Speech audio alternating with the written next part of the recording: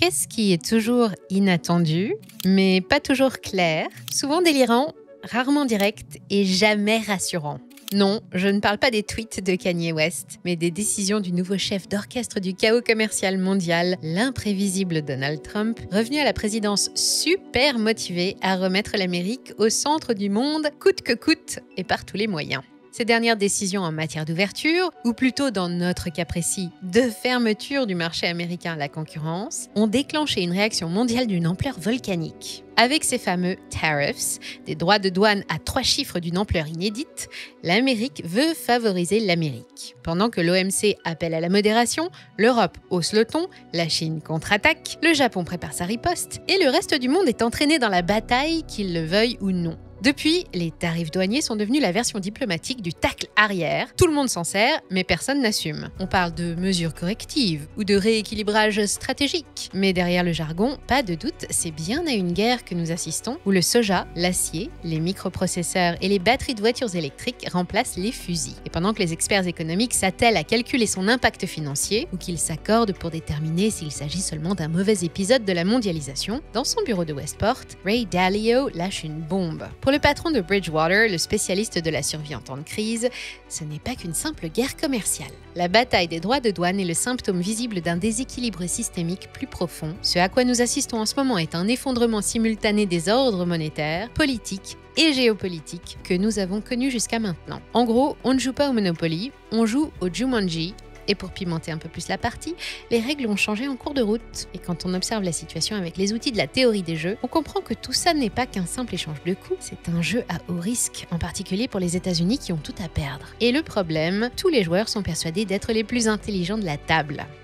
Dans cette vidéo, on prend un peu de hauteur et on écoute la voix du sage. Asseyez-vous et ouvrez grand vos oreilles. Mais avant de commencer, petite annonce, ce mardi dans notre newsletter, on va partager une stratégie d'investissement que nous utilisons en interne depuis des mois. C'est simple à mettre en place, accessible même avec un petit capital et ça peut vraiment faire la différence dans votre portefeuille en 2025. Cette stratégie sera intégrée dans notre newsletter habituelle avec notre analyse d'action hebdomadaire, notre décryptage macro et notre récap des marchés. Si vous ne faites pas encore partie des 37 000 abonnés qui la reçoivent gratuitement chaque mardi, le lien est en description. Soyez les bienvenus, nous sommes sur Money Radar.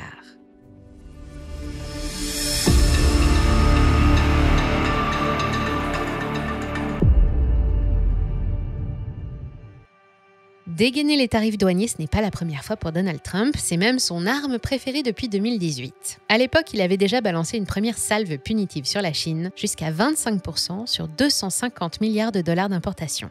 Prétexte officiel, vol de propriété intellectuelle et pratique déloyale. Prétexte officieux, Make America Great Again. Favoriser les entreprises américaines à tout prix en faisant payer l'entrée du marché américain aux produits et services étrangers. En 2020, Donald Trump perd son job et le commerce mondial croit respirer. Joe Biden hérite du dossier, il garde les tarifs mais il les recadre sur les secteurs stratégiques, les batteries, les panneaux solaires ou encore les semi-conducteurs, tout ce qui brille dans un monde post-carbone et hyper connecté. En 2025, Trump est de retour et la guerre commerciale se transforme en guerre totale. L'Europe, ses voitures menacées de pénalités douanières jusqu'à 25%, malheur à elle de vouloir faire ami-ami avec la Chine. Le Canada, même tarif, littéralement. Le Mexique et la Corée du Sud, tolérés, mais surveillés. Le Cambodge et le Myanmar, 50% de surtaxe pour oser produire à bas prix, en particulier des vêtements. Résultat, le taux moyen des droits de douane américains, les fameux tariffs, a bondi de 2,5% à 22% en quelques mois. Mais c'est la Chine qui reste la cible numéro 1, jusqu'à 145% sur certains produits high-tech. Alors Pékin répond, contre-mesures, diversification et dumping sélectif. En 2018 déjà, la Chine avait réagi en ajustant à son tour ses taxes aux frontières de 15 à 25% sur 234 produits américains, acier, aluminium, soja, voitures, fruits, viande, en tout quelques 50 milliards de dollars de marchandises concernées. En 2025, la réaction a été plus progressive. De 25%, les tarifs douaniers chinois grimpent à 34% début avril, puis à 84% le 9, pour se fixer à 125% sur tous les produits américains le 12 avril, en réponse aux 145% de Trump. Désormais, ça tire à balles réelles. Pendant que Pékin dépose une plainte auprès de l'Organisation mondiale du commerce pour coercition, le reste du monde, Japon, Europe et Corée, préparent leur riposte et veulent à tout prix éviter une récession globale synchronisée. Cette guerre commerciale qui fait trembler les professionnels du monde entier n'est pas une simple partie internationale de chaises musicales, où l'objectif est de défendre ou de gagner des parts de marché, comme on peut l'entendre parfois. Là, On parle de rester en vie, voilà pourquoi on est plus proche de Jumanji. Dans tout ce chaos, la théorie des jeux nous offre une lecture intéressante. Pour celles et ceux qui n'en ont jamais entendu parler, c'est une branche des mathématiques,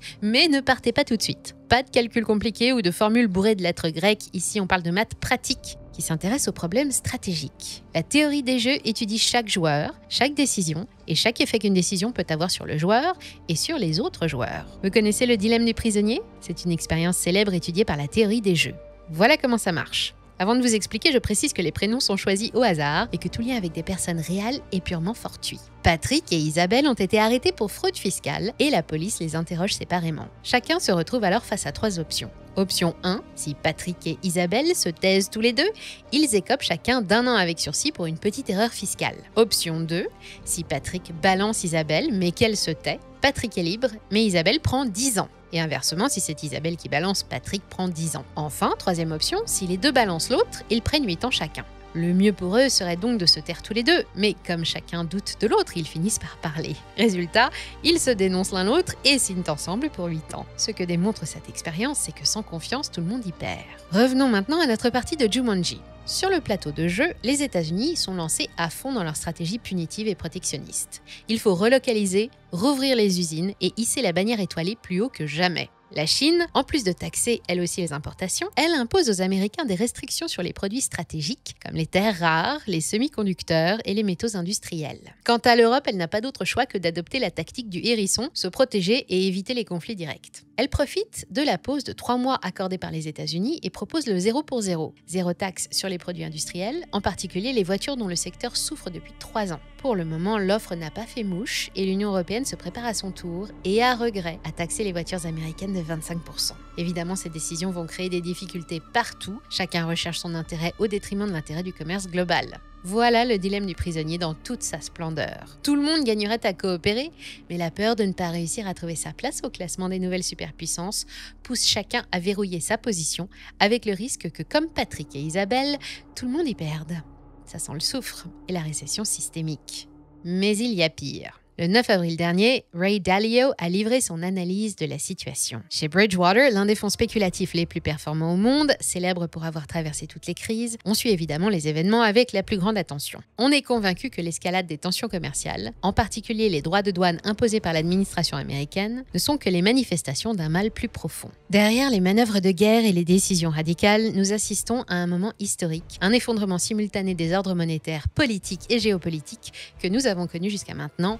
Rien que ça. Alors, qu'est-ce que Ray a vu que personne d'autre n'a vu? Tout simplement la chute de l'Empire américain. Évidemment, cette terrible conclusion ne sort pas de son chapeau. D'abord, il observe une perte de confiance croissante dans le dollar comme monnaie de réserve mondiale. Alors oui, le billet vert reste dominant, mais depuis peu, il n'est plus intouchable. Des accords bilatéraux en yuan et en roupie se multiplient. La fuite est lente, mais elle est réelle. Et la montée des dettes américaines sans fin ni frein n'aide pas à calmer le jeu. L'accumulation de déficits atteint un niveau insoutenable. Il n'y a pas qu'aux États-Unis, mais ici précisément, la dette dépasse 124% du PIB et la dépendance à l'argent magique fragilise l'économie américaine au moins autant que sa dépendance aux importations chinoises. Mais l'Amérique est aussi menacée en interne. Ray s'inquiète de la polarisation croissante aux États-Unis, alimentée par des inégalités en matière d'éducation, de revenus et d'opportunités, une division qui, selon lui, menace directement la capacité du système démocratique à fonctionner efficacement. Et on le voit, chaque élection vire au chaos, le Congrès est régulièrement bloqué, la situation rend tout consensus impossible, et cette instabilité démocratique nourrit l'instinct protectionniste. Pour Ray, l'ère de la domination unilatérale des États-Unis est en train de prendre fin, remplacée par une approche où la puissance compte plus que la coopération, puissance économique, politique et militaire. Le découplage USA-Chine rebat les cartes de toutes les alliances. Les BRICS s'organisent, les Occidentaux cherchent un front uni et les autres dirigeants du monde ne courent plus qu'après une seule chose, leur propre sécurité. L'utilisation des tarifs douaniers reste alors la seule stratégie pour réduire la dépendance aux fournisseurs étrangers et renforcer la résilience nationale en prévision de futurs conflits potentiels. Ces conflits peuvent être silencieux, comme la guerre technologique ou la course à l'espace, mais l'histoire nous l'apprend, et Ray nous le rappelle, qu'hélas, les affrontements plus conventionnels ne sont pas exclus. Perte de valeur monétaire, crise politique, montée des extrêmes et protectionnisme, la dynamique actuelle rappelle des schémas qui ont conduit à des crises majeures par le passé tels que des dépressions économiques ou des guerres mondiales. Dans son livre « Principes pour survivre au changement de l'ordre mondial » disponible en anglais, Ray décrit avec précision un phénomène observé depuis des siècles et je vous en ai déjà parlé sur la chaîne. Il s'agit des cycles d'élévation et de chute des empires au cours de l'histoire de l'humanité. Un schéma immuable dans lequel les grandes puissances émergent, atteignent un pic de prospérité et d'influence à la faveur de longues périodes de paix, puis déclinent sous le poids de la dette, des inégalités internes, de la perte de compétitivité et des tensions géopolitiques. La Chine impériale, l'Empire ottoman, les Pays-Bas, le Portugal ou encore la France, ils ont tous suivi le même chemin. Autour de 1920, l'Empire britannique contrôlait environ un quart de la population mondiale et un quart des terres émergées avec des possessions sur tous les continents. L'Inde, le Canada, l'Australie, l'Afrique de l'Est et une grande partie des Caraïbes. On disait à l'époque, le soleil ne se couche jamais sur l'Empire britannique. Mais après 2 guerres mondiales coûteuses, une dette colossale, la montée des mouvements indépendantistes et la perte progressive de sa compétitivité industrielle, l'Empire s'est lentement désagrégé. Le point de bascule symbolique a été 1956, lors de la crise du canal de Suez. Le Royaume-Uni a dû se plier à la volonté des États-Unis et se retirer. C'est le moment où la superpuissance britannique a officiellement cédé la place aux États-Unis, même si les accords de Bretton Woods avaient déjà consacré le dollar comme devise reine dès 1944 à la place de la livre sterling. Aujourd'hui, l'ère de l'Amérique prend fin et toutes les conditions sont réunies pour déclencher une crise systémique mondiale comme il n'en existe qu'une par génération. Alors, qu'est-ce qui nous attend maintenant? Un monde multipolaire émerge, moins centré sur Washington, plus fragmenté et plus imprévisible. Mais qui dit multipolarité ne dit pas forcément stabilité, c'est même souvent l'inverse. Plus de centres de pouvoir, c'est aussi plus de friction, plus de conflits potentiels et surtout, plus personne pour arbitrer la partie. Dans ce climat de méfiance généralisée, la théorie des jeux offre une vue plus sombre. Les joueurs ne cherchent plus vraiment à gagner, ils cherchent surtout à ne pas perdre. Les États-Unis essayent de redéfinir les règles en leur faveur, mais en faisant ça, ils forcent les autres puissances concurrentes à réécrire leur propre version. Et les tarifs douaniers nous montrent que comme il n'y a plus de règles communes, personne ne fait plus confiance à personne. Il ne faut donc pas seulement craindre un crash boursier ou une récession mondiale. C'est une déconnexion brutale entre économie, géopolitique et finance qui nous attend, le temps que les 3 piliers du monde d'hier s'effondrent complètement et soient reconstruits. Certains voient dans cette recomposition chaotique la fin d'un monde, celui de la croissance facile, du commerce libre et de la mondialisation heureuse, et ils ont raison. Mais c'est un autre monde qui se forme sous nos yeux. Une nouvelle partie commence sur un plateau différent et bourré d'opportunités. Pour beaucoup de joueurs, les plus malins, c'est l'occasion rêvée de reconquérir une souveraineté perdue, de renforcer des capacités financières et de rêver au renouveau industriel et commercial.